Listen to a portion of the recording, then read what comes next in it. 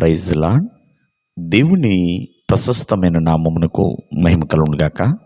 ప్రభు నామమున మీ అందరికీ హృదయపూర్వక వందనాలు. ఈ ఉదయకాలము దేవుని వాక్యాన్ని విందాం. యాకోబు రాసిన పత్రిక 1వ అధ్యాయము 21వ వచనము. మీ ఆత్మలను రక్షించుటకు శక్తిగల వాక్యమును సాత్వికముతో అంగీకరించుడి. ప్రియమైన వాళ్ళరా, వాక్యము శక్తిగల వాక్యం అండి.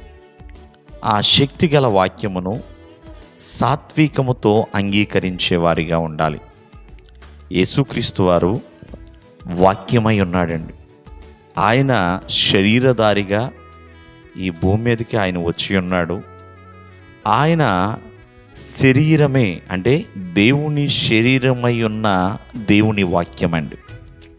కావున ఆ వాక్యమును మనము భుజించాలి. ఆ వాక్యమును హృదయములో రాసుకోవాలి, భద్రము చేసుకోవాలి. ఎందుకంటే ఈ వాక్యము మీ ఆత్మలను రక్షిస్తుంది.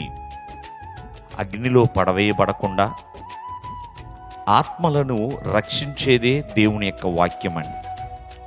అందుకనే యవనస్తులతో దేవుడు మాట్లాడుతున్నాడు. యవనస్తులు, మీరు బలవంతులు, దేవుని యొక్క వాక్యము మీలో ఉండాలి, మీరు జయించిన వారిగా ఉండాలి అని దేవుని యొక్క వాక్యము సెలవిస్తుందండి. ప్రియమైన వాళ్ళారా, ఎందుకంటే ఈ వాక్యము ప్రతి ఒక్కరిని కూడా బలవంతులుగా మారుస్తుందండి. దేవుని యొక్క వాక్యము యవనస్తులు యందు నిలుస్తూ ఉంటుంది, జయించే స్థితిలోనికి నడిపిస్తుంది. ప్రియమైన వాళ్ళారా, కావున ఆత్మ బలాన్ని పొందుకోవాలి అంటే, ఆత్మ రక్షణ పొందుకోవాలి అంటే దేవుని వాక్యము నీ హృదయంలోనికి రావాలి. ఎప్పుడైతే దేవుని యొక్క వాక్యము మీ హృదయంలో వచ్చి నిలుస్తుందో స్వస్థత కలుగుతుంది, సమృద్ధి కలుగుతుంది, బుద్ధి, జ్ఞానము, వివేకము కలుగుతాయి. అంతేకాదు మీ ఆత్మ బలాన్ని కూడా మీరు పొందుకుంటారు.